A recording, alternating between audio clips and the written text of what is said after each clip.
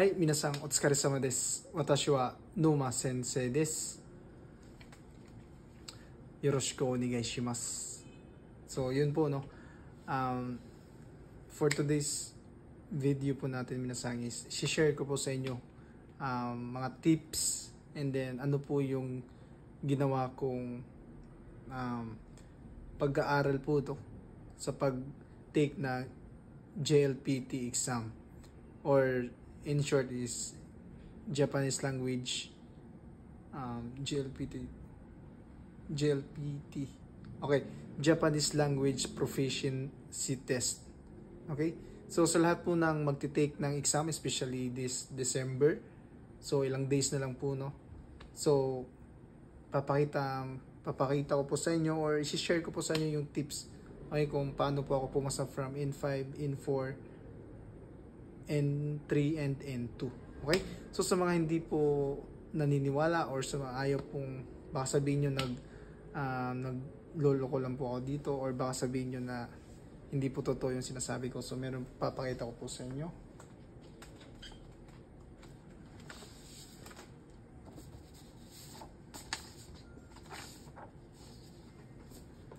Okay, so meron po tayo dito. Ito po, JLPT N5. Next, meron po tayong JLPT N4. And then next po is JLPT N3.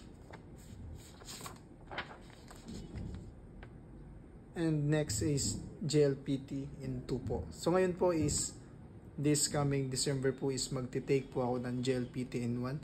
And I hope po no this time is pumasa po ako, dahil last time is nag-try ako mag-take pero bumagsak kasi ako nun eh. Kasi masyadong mahirap talaga minsan yung N1 level. Okay? So tips lang po no doon sa mga gustong pumasa sa JLPT exam, which is isa po sa mahirap na exam, especially sa mga foreigner na willing matuto sa pag-aaral ng Japanese, and also gusto nilang malaman kung hanggang anong level yung kaya nila. Okay? So first po is mas maganda po na mag-practice po kayo talaga yung sa Dokkai na tinatawag natin. So sa hindi pa po, sa mga first time po na magte-take, no, so ang JLPT exam po is composed po of 3 units. So meron po tayong Mujigoy, and then Dokkai, tsaka Chokai.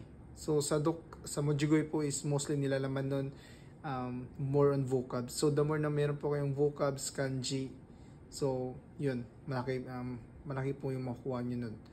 Okay, next naman po is Dokkai.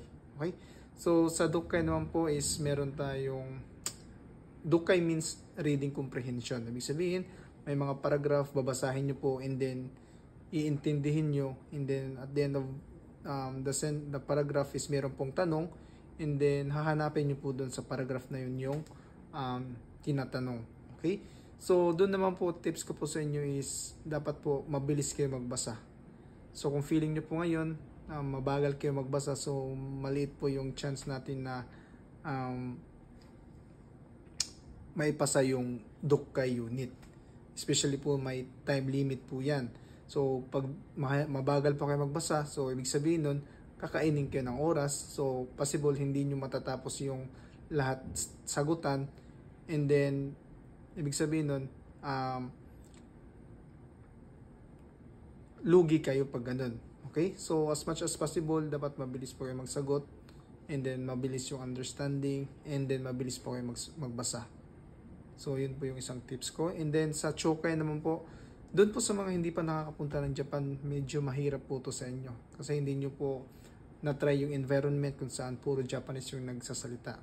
So sa amin po na galing na pong ex-trainee, or galing kami Japan, so medyo madali na po siya, kasi alam na namin yung feeling kapag naririnig yung Japanese na pag-uusap. Okay po? So kung gusto niyo pa po ng ibang tips specific, kung meron po kayong any question, okay, kung meron po kayong mga tanong kung paano kaya yung magandang gawin para mas may pasa ko sa first take lang yung exam, so comment lang po kayo, and then I will try to answered po. Okay po, no? So, I hope minasang na sa dadating na exam is may pasa nyo po yung iti-take yung exam. Ay, minasang, 応援しますので、頑張ってください。